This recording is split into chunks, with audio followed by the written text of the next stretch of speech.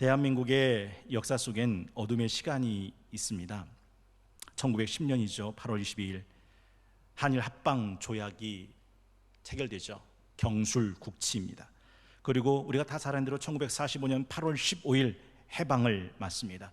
저는 어린 시절 학교에서 일제 36년이라고 배웠습니다. 근데 요즘은 35년이라고 가르칩니다. 왜냐하면 1년이라도 짧게 하는 거죠. 따지고 보면 35년도 맞는 얘기고, 따지고 보면 36년도 맞는 얘기인데, 그 시간을 외정, 일제, 강점기라고 부릅니다. 해방 직후 사람들은 치욕의 36년을 외정치하로 기억하며 치를 떨었습니다. 말도 뺏겼고요, 글도 뺏겼고요, 이름도 뺏겼습니다. 아버지도 뺏겼고 아들도 뺏겼습니다. 강제징용, 강제징병돼서 죽었습니다. 어머니도 뺏겼고 딸도 뺏겼습니다. 정신대 위안부로 끌려가서 짐승처럼 살았습니다. 땅도 산도 임야도 철도도 광산도 외교권도 정신없이 뺏겼습니다. 그러나 대한민국은 자유와 독립과 해방과 광복의 꿈을 한순간도 포기한 적은 없습니다. 민족 저항 시인이 글로 정했고 시로 정했고 문학 작품으로 신문으로 독립 선언문으로 외치고 알리고 선언했습니다. 많은 의병들이 독립군들이 분연히 일어나서 이름도 없이 빛도 없이 아까 잠깐 동영상에 보신 것처럼 우리 조국 광복의 제물로 산화되어 갔습니다. 그리고 마침내 이 나라는 꿈에도 그리던 광복을 맞게 되었으니 그날이 1945년 8월 15일입니다. 그러나 그 광복은 우리 힘으로 찾아낸 것이 아니라는 것을, 하나님이 주신 전적인 선물이라는 것을 모든 사람들이 다 알고 있습니다. 오늘 말씀의 제목처럼 어두운 데서 불러내어 귀한 빛에 들어가게 하신 하나님께서 우리나라에게 자유, 해방, 광복, 독립을 주셨다라는 거죠. 마치 이스라엘 바벨론 포로 70년을 끝내고 그들이 예루살렘으로 돌아오면서 불렀던 노래처럼 여호와께서 시온의 포로를 돌려보내실 때에 우리는 꿈꾸는 것 같았도다. 그때 우리 입에는 웃음이 가득하고 우리 혀에는 찬양이 찼었도다. 그때 문 나라 가운데서 말하기를 여호와께서 그들을 위하여 큰 일을 행하셨다 하였도다. 여호와께서 우리를 위하여 큰 일을 행하셨으니 우리는 기쁘다라고 노래합니다. 여러분, 우리나라가 1948년 5월 31일 대한민국 초대 재헌국회가 시작됐을 때 그 재헌국회의 시작을 무엇으로 시작했는지 여러분 기억하시는지요? 그것이 바로 하나님께 올려드리는 기도였습니다. 여러분, 우리는 어둠 속에 살았던 흑 역사를 가진 나라고, 우리는 어둠 속에 살았던 흑 역사를 가진 성도들입니다. 대한민국의 역사, 조선 500년 대한제국의 역사, 우리의 역사지만 모두가 다 자랑스러운 역사인 것만은 아닙니다. 사대주의, 분당정치, 반상제도, 일제식민지, 친일파 매국노들이 들끓었지만 우리나라는 일본이 빼앗아 가기도 전에 내주기 바빴던 역사도 갖고 있습니다. 그렇게 하나님께서 광복을 주셨지만 그 광복을 선물로 받은 이 나라는 그 광복의 선물을 지켜가지 못했습니다. 남북으로 갈라졌고 보수와 진보로 나뉘어졌고 학연과 지연과 혈연으로 갈라지고 나눠지고 노사 갈등이 생기기 시작했습니다. 여러분, 대한민국 정통성은 어디서부터입니까? 그것도 정립 하나 제대로 하지 못합니다. 보수가 주장하는 대한민국의 정통성과 진보가 주장하는 대한민국의 정통성도 다르고, 8.15 해방도 보수가 말하는 8.15와 진보가 말하는 8.15가 다르고, 여러분 알고 계십니까? 저는 이런 생각이 들어요. 이승만 대통령, 건국 대통령이라고 말하면 진보가 들고 일어납니다. 박정희 대통령, 우리나라 경제 발전시킨 위대한 대통령, 그러면 진보가 들고 일어납니다. 어느 나라 대통령이 이렇게 갈려져 있습니까? 여러분, 저는 여러분에게 자신 있게 말씀드릴 수 있어요. 보수가 되시려면 진짜 보수가 되시고, 진보가 되시려면 진짜 진보가 되셔야 돼요. 보수 꼴통 되거나 진보 꼴통 되면 아무것도 안 됩니다. 얼마나 많은 사람들이 보수 꼴통으로, 진보 꼴통으로 역사의 왜곡 앞에 서 있는지 모른다라는 거죠. 한국 교회는 신사 참배를 했고, 여러분, 한국에서 하나님은 아직도 통일된 이름을 갖지 못해요. 어디서는 하나님이라고 부르고 어디서는 하느님이라고 부릅니다. 그 사람들은 헷갈리는 거죠. 하나님 따로냐 하느님 따로냐. 교단의 갈등과 반목과 대립도 어마무시합니다. 사도신경도 어디 하나 통일되게 사도신경 고백하지 못합니다. 저도 노예 가서 사도신경으로 우리의 신앙을 고백하시겠습니다 하면 어버버버버거립니다. 왜냐하면 우리 성동교회는 개정판 사도신경을 합니다. 노예에서는 개정되기 전 사도신경을 합니다. 그러니 사도신경 하나도 통일되지 못하고 이것 쓰고 저것 쓰고, 주기도문도 역시 마찬가지입니다. 성경도 역시 마찬가지입니다. 우리나라는, 우리 교회는 이렇게 갈려졌습니다. 한 사람 한 사람은 어떨까요? 우리에도 어둠의 역사가 있죠. 에베소 2장 1절에 보면 이런 말씀으로 시작됩니다. 그는 허물과 죄로 죽었던 너희를 살리셨다. 그때 너희는 그 가운데 행하여 이 세상 풍조를 따르고 공중의 권세 잡은 자를 따랐으니 곧 지금 불순종의 아들들 가운데 역사하는 영이라. 전에는 우리도 다 그 가운데서 우리 육체의 욕심을 따라 지내며 육체와 마음에 원하는 것을 하여 다른 일과 같이 본질상 진노의 자녀였다. 여러분, 이 말씀에 자유하신 분 계십니까? 여러분은 허물과 죄로 죽었던 분 아니십니까? 아니, 세상 풍조 따르고 공중의 권세 잡은 자 따르고 불순종 아들 가운데 역사는 악한 영 따르고 육체와 마음에 원하는 걸 따라서 욕심을 따라 지내다가 본질상 진노의 자식, 지옥 백성 아니었냐라는 거죠. 그래서 오늘 본문도 1절은 이렇게 고발합니다. 그러므로 모든 악독과 모든 기만과 외식과 시기와 모든 비방하는 말을 버리고. 여러분, 이 말은 무슨 뜻일까요? 우리가 악독과 기만과 외식과 시기와 비방자였다라는 거죠. 이 악독이라는 단어가 카키아인데 남을 해하려는 마음이 있는 거예요. 그리고 실제로 그 구체적인 악행을 실행하는 거죠. 기만은 둘로스인데 안과 박이 다르다라는 뜻입니다. 이중인격이라는 거죠. 보이는 대로 그 사람이 아닙니다. 구밀복검, 말은 달콤하게 하는데 속에 칼을 들고 있어서 남을 해코지하는 이중인격 표리부동자입니다. 외식은 히포크리시스라고 해서 회칠한 무덤이라는 뜻입니다. 외식은요, 통째로 가짜입니다. 통째로 가짜. 여러분, 가짜가 아무리 번지를 해도 그 가짜에겐 소망이 없습니다. 왠지 아세요? 가짜는 가짜이기 때문입니다. 아무리 번지를 해도 가짜에겐 소망이 없습니다. 경건, 거룩, 구원엔 이르지도 못합니다. 잊으시면 안 되죠. 예레미야 강해 때 새벽마다 풀었던 말씀 기억하시면 도움이 되실 겁니다. 부도더스라고 해서 시기는 교만과 오만으로 꽉 들어차서 다른 사람이 내 속에 들어올 수 없습니다. 다른 사람에 대한 행복과 유익을 절대 기뻐하지 못하고 다른 사람을 짓밟고야 마는 거죠. 그리고 비방하는 말을 한다라고 하는데 반대하는 말을 하는 겁니다. 말을 적의를 품고 하는 거예요. 비판, 비난하는 겁니다. 그 사람의 인격과 명예를 송두리째 짓밟아 하는 말, 비방입니다. 두 번째는 그럼에도 불구하고 이런 우리를 자유, 독립, 해방, 광복의 빛 가운데로 부르셨고 구원하셨다라는 거죠. 여러분, 대한민국이요, 세계에서 얼마나 위대한 나라인지 대한민국 사람만 모른답니다.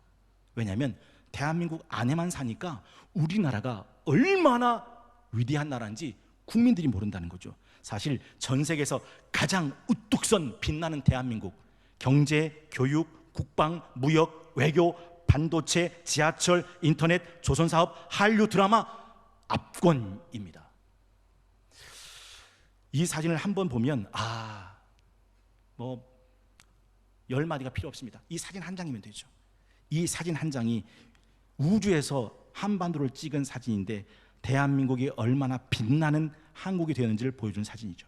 사실 한국교회도 복음이 들어온 지 100년 조금 넘었습니다. 1885년에 들어왔으니 그 100년 조금 넘은 기독교 역사 속에 대한민국처럼 가장 부흥하고 급성장한 나라는 세계 어느 나라도 없습니다. 그래서 대한민국, 이 한국을 동방의 예루살렘이라고도 불렀고 전 세계 가장 많은 선교사를 보내는 인구 대비 1위가 대한민국입니다. 그런 나라가 되었다라는 거죠. 여러분, 하나님이 완전하신 눈으로 나를 비판하고 비난한다면 우리는 살아남을 자가 없습니다. 근데 하나님은 그 완전하신 눈으로 우리를 비판하고 비난하지 않으시고 우리를 구원하셨다라는 거죠. 그게 9절에 있는 말씀입니다. 그러나 너희는 택하신 족속이요 왕같은 제사장들이요 거룩한 나라요 그의 소유가 된 백성이니 너희를 어두운 데서 불러내어 그의 기이한 빛에 들어가게 하신 이의 아름다운 덕 선포하게 하려 하심이라. 너희가 전에는 백성 아니더니 이제는 하나님의 백성이요 전에는 긍휼을 알지 못하였더니 이제는 긍휼을 얻은 자라라고 말씀하시죠. 여러분, 택하신 족속이란 말, 이 세상에는 얼마나 많은 나라와 열방과 민족들이 있습니까? 그런데 너희는 택한 족속이다. 일방적으로 주권적으로 기쁘신 딸다 택하셨다라는 거죠. 이사야 43장 1절 말씀에 보면 야곱아 너 창조하신 여호와께서 지금 말씀하신다. 이스라엘아 너 지으신 이가 말씀하신다. 너 두려워하지 마. 내가 너를 구속했고 내가 너를 지명해 불렀나니 넌 내 거다 라고 말씀하신다라는 거죠. 그리고 또한 우리를 왕같은 제사장 삼으셨다라고 되어 있습니다. 여러분, 1부 때 제가 예수 그리스도의 삼중직론에 대해서 말씀드렸어요. 이쯤 되면 우리 성동교회는 예수 그리스도의 삼중직론 하면 나올 거예요. 만약에 안 나온다면 오늘 점심은 굶으시고 회개하시면 참 좋겠어요. 정말입니다. 3년, 10년 동안 외쳤던 말씀이 내게 들어오지 않고 기억도 않는다면 하루쯤은 금식하고 회개하셔도 돼요. 예수 그리스도의 삼중직론, 세상에 이스라엘에 준 왕 중에 왕, 선자 중에 선지자, 제사장 중에 제사장, 오직 왕, 선지자, 제사장에만 기름을 부었어요. 그래서 기름 부음 받은 자를 히브리어는 뭐라 부르죠? 메시아. 헬라어로 뭐라고 하죠? 그리스도. 예수는 메시아고 예수 그리스도가 되시는 것은 왕 중에 왕, 선자 중에 선지자, 제사장 중에 제사장 되십니다 라는 말의 고백이라고 말씀드렸습니다. 그런데 그런 예수님을 믿는 우리가 얼마나 영광스러운 신분인지를 너는 왕같은 제사장이다 라고 부르죠. 로마서 5장 17절 말씀에 한 사람의 범죄로 말미암아 사망이 그 한 사람을 통하여 왕노릇하였은즉 더욱 은혜와 의의 선물을 넘치게 받는 자들은 한 분 예수 그리스도 통하여 생명 안에서 왕노릇하리로다. 우리의 영광스러운 신분이죠. 그리고 제사장은 어떤 사람이냐면 오직 유일하게 하나님의 성소 안에 들어가 하나님의 임재를 만나는 사람이 제사장입니다. 누구도 제사장 외엔 그 하나님의 임재 앞에 들어갈 수가 없었어요. 그런데 우리가 제사장이 됐다는 말은 우리가 하나님의 임재 속으로 들어갈 수 있다는 거죠. 히브리서 10장 19절에서 22절 보면 이렇게 기록되어 있습니다. 여러분 한번 스크린 보시고 들어보시겠습니다. 그러므로 형제들아 우리가 예수의 피를 힘입어 성소에 들어갈 담력을 얻었나니 그 길은 우리를 위하여 휘장 가운데로 열어놓으신 새로운 살 길이요 휘장은 곧 그의 육체니라. 또 하나님의 집 다스리는 큰 제사장이 계심에 우리가 마음의 뿌림을 받아 악한 양심으로부터 벗어나고 몸은 맑은 물로 씻음을 받았으니 참 마음과 온전한 믿음으로 하나님께 나아가자. 어떻게 우리가 참 마음과 참 믿음, 온전한 믿음으로 하나님께 나갈 수 있어요? 예수 그리스도의 피를 힘입어 성소에 들어갈 담력을 얻었다. 예수님께서 그 피로 우리를 왕같은 제사장 삼으셨기에. 여러분, 이건 간단한 원리와 이치입니다. 제가 1부 때 이렇게 말씀드렸어요. 사자가 새끼를 낳으면 그 새끼가 사자인 거와 같이, 대왕고래가 새끼를 낳으면 그 새끼가 대왕고래인 것 같이, 왕 중에 왕, 영원한 대제사장 되신 예수 그리스도께서 나신 성도는 왕같은 제사장이 되는 것은 당연한 원리고 이치다라는 말씀이죠. 그리고 세 번째가 거룩한 나라 삼으셨다고 되어 있어요. 거룩한이라는 단어는 카도시, 구별됐다라는 뜻입니다. 구별되다라는 뜻입니다. 나라인데 구별된 나라입니다. 여러분, 세상 사람들은 어떻게 살까요? 한마디로 말해볼까요? 뭐 먹을까, 뭐 입을까, 뭐 마실까? 한마디로 말해볼까요? 세상의 종욕, 육신의 종욕, 안목의 종욕, 이생의 자랑거리, 이게 삶을 사는 그들의 목적과 비전과 가치잖아요. 너희는 거룩한 나라다.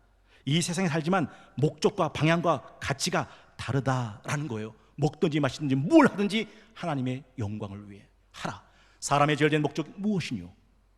하나님을 바로 알고 하나님을 기뻐하고 즐거워하며 하나님의 이름을 영원토록 영화롭게 하는 것, 이게 구별된 거룩한 나라입니다. 그리고 마지막으로 소유된 백성이라고 부릅니다. 소유됐다라는 말은 하나님이 내 것 삼았다, 구원에서 소중히 간직되었다라는 뜻입니다. 이제 일부 때 모세 시신 얘기를 해드렸더니 다들 일부 예배 드리신 분이 눈을 껌뻑껌뻑하고 생전 처음 듣는 것처럼 들으시더라고요. 여러분, 모세가 120살에 죽어요. 그 죽은 시신을 사단이 가로채교해서 모세의 시신을 요구합니다. 그때 모세의 시신을 사단에게 내주지 않기 위해서 하나님이 미가엘이라는 천사장을 보내셔서 그 시신을 지켜요. 보세요. 어차피 모세 시신은 뭐 할 시신입니까? 썩을 시신이에요. 썩을 시신이면 하나님은 그 모세의 시신을 사단에게 내주지 않는다고요. 모세가 80세의 부름을 받아요. 그리고 40년을 하나님의 종으로 살아요. 그의 나이 120세가 돼서 이제 죽었을 때, 그래 애썼다, 사탄이 가져가든 말든 난 신경 안 써, 그럴 하나님이 아니라니까요. 토사구팽이라는 말 아시죠? 주인이 사냥개를 사냥해서 난 다음에 그 사냥개를 삶아 먹는다. 쓸 땐 다 쓰먹고 단물 빠지니까 뱉어버린다. 감탄고토. 그런 하나님이 아니라니까요. 하나님은 끝까지 그 썩을 시신도 내 거다, 내 소유 삼았다 라고 뺏기신 분이 아니에요. 하물며 썩을 시신도 그러한데, 시편 116편 15절에 보면요, 그의 경건한 자들의 죽음은 여호와께서 보시기에 귀중한 거다. 이걸 개역 한글 버전은 이렇게 고백합니다. 성도가 죽는 거 여호와께서 귀중하게 보신도다. 성도가 죽는 거 여호와가 귀중하게 보십니다. 여러분, 그래서 하나님의 사람은 절대 그 구원을 뺏기는 법이 없다는 것이 바로 이거예요. 요한복음 10장 28절 29절 한번 들어보세요. 들어보시겠습니다. 내가 그들에게 영생을 주노니 영원히 멸망하지 아니할 것이요 또 그들을 내 손에서 빼앗을 자가 없느니라. 그들을 주신 내 아버지는 만물보다 크심에 아무도 아버지 손에서 빼앗을 수 없느니라. 하나님이 내 것, 내 소유 삼은 백성을 누가 감히 빼앗을 수 있느냐라는 거죠. 이사야 42장 8절은요, 나는 여호와니, 나는 여호와이니, 나는 여호와이니, 이는 내 이름이다. 나는 내 영광 다른 자에게, 내 찬송 우상에게 주지 않는다. 하나님은 내 것 삼으신, 소유 삼으신 어떤 것도 뺏기거나 잃어버린 법이 없습니다. 제가 일부 때 명태 이야기 해드렸더니, 여러분 명태가 이름이 몇 개인지 아세요? 60가지랍니다. 명태가 살아있으면 생태래요. 갓 잡은 명태는 선태래요. 그 명태를 얼리면 동태랍니다. 얼어붙어서 더덕더덕 마른 북어가 되면 이걸 황태라 부른답니다. 명태 새끼는 노가리라 부르고, 코를 깨어 건조하면 코다리랍니다. 황태를 만들려고 했는데 날씨가 도와주지 않아서 얼고 녹는 과정이 반복되지 않아 색이 거무스름하게 된 명태는 먹태랍니다. 바람 센 건 바람태랍니다. 명태의 내장을 꺼내 소금에 절인 것은 짝태랍니다. 다 명태 이름이래요. 제가 왜 말씀드리냐면, 하나님의 이름을 여러분 아세요? 성경에 보면 하나님 이름이 무궁무진하게 나오는데, 엘로임, 야훼, 니시, 라파, 엘로이, 엘샤다이, 여호와, 이레, 카도시, 샬롬, 아도나이, 체오바트. 어마무시해요. 그 중에 하나님이 제일 좋아하는 하나님의 이름이 있습니다. 그 이름이 여호와예요. 이 여호와는 언약을 맺은 하나님을 드러낼 때 쓰시는 이름입니다. 언약의 하나님. 근데 이 언약을 어떻게 맺으셨냐면, 출애굽기 24장 6절에 보면, 예레미야 강의 새벽마다 하신 분은 기억하실 거예요. 모세가 피를 가지고, 이 장면이 어떤 장면이냐면, 420년 동안 애굽에서 노예로 살고 있던 이스라엘 백성을 건져내신 하나님이 1년 동안 인도에 데리고 나오신 곳이 호렙산입니다. 그 호렙산에 모세와 70장로를 불러 올리셨어요. 그리고 나랑 언약을 맺자. 난 이제부터 너희 하나님이 될 거야. 너희는 내 백성이다. 좋아, 언약을 맺자 하고 맺으신 언약입니다. 모세가 피를 가지고 반은 여러 양푼에 담고 반은 제단에 뿌리고 언약서를 가져다가 백성에게 낭독하여 듣게 하니, 그들이 이르되 여호와의 모든 말씀을 우리가 준행하리이다. 모세가 그 피를 가지고 백성에게 뿌리며 이르되, 이는 여호와께서 이 모든 말씀에 대하여 너희와 세우신 언약의 피니라. 이 피로 맺은 언약을 절대 깨지 않는다. 그래서 예레미야가 남유다와 예루살렘이 망하게 됐을 때, 하나님 이 언약 기억하셔서 남유다, 예루살렘 살려달라고 중보하며 기도했던 거 우리 새벽에 함께 나눴습니다. 여러분 보세요. 이때 피는 양의 피, 소의 피입니다. 양의 피, 소의 피를 발라 맺은 언약도 이리 할진대 우리가 맺은 피는 양의 피도 아니고 소의 피도 아니에요. 썩어질 것 은과 금이 아니라 점없고 흠없는 존귀하신 어린 양 되신 예수 그리스도의 보혈의 피로 맺은 사람들이다. 이걸 성경 우리에게 가르쳐주고 있다라는 거죠. 그러므로 마지막, 우리는 그 하나님의 자녀답게 거룩하게 보람있게 의미있게 빛의 자녀답게 살아가야 한다는 거죠. 여러분, 대한민국을 사랑하세요? 이 대한민국을 위해서 얼마나 많은 사람들이 목숨을 내며 지켜온 나라입니까? 그러면 하나님이 우리에게 준, 값없이 준 이 엄청난 선물을 이 대한민국을 우리는 사랑해야 한다 하는 거죠.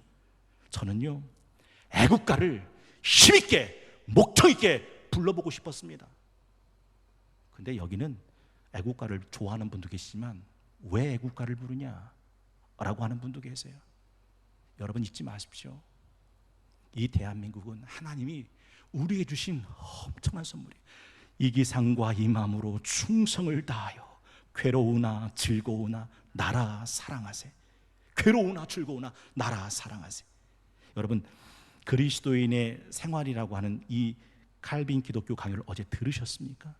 그러면 기독교 강요가 새로운 주제로 전향했다는 걸 알게 되실 거예요. 오늘 구절에 보면 너희는 택한 족속이다, 왕같은 제사장들이다, 거룩한 나라다, 그의 소유가 된 백성이다. 왜 그렇게 삼으셨다고요?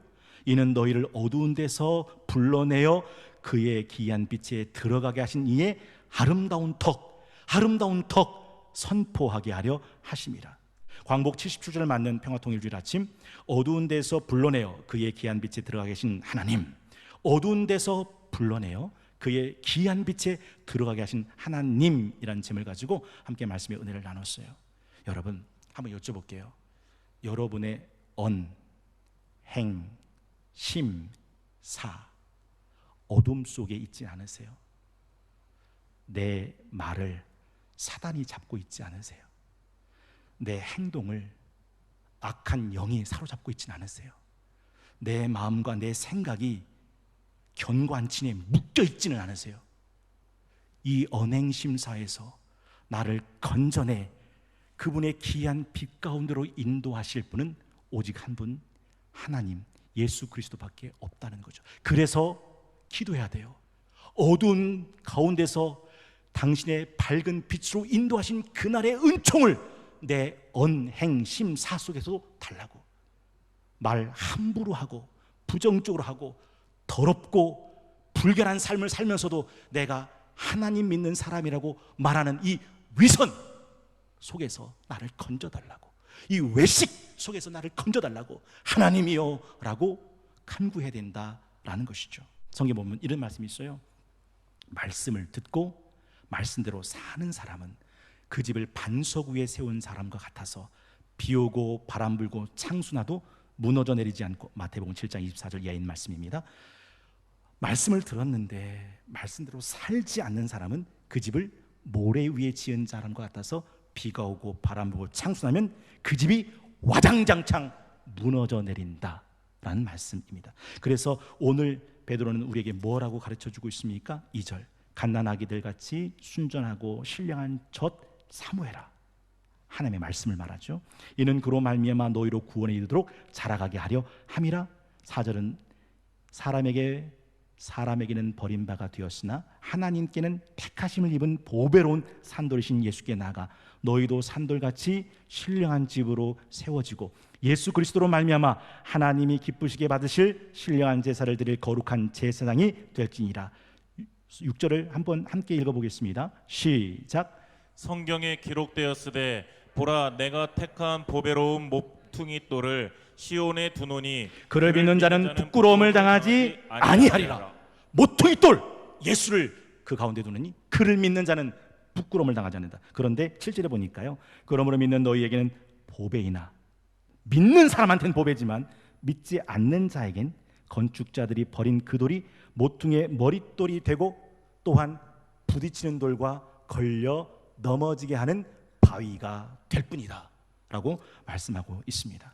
여러분, 죄와 허물로 죽었던 우리의 모습, 악독과 기만과 외식과 가식과 시기, 비방, 본질상 진노의 자녀였던 우리를 예수 그리스도께서 왕 같은 제사장, 그의 소유된 백성, 그의 거룩한 나라 삼으신 이유는 딱 하나, 그걸 귀한 빛으로 들어오게 하신 이의 아름다운 덕을 세상 사람들에게 나타내 보이게 하기 위함이죠. 그리스도의 생활입니다.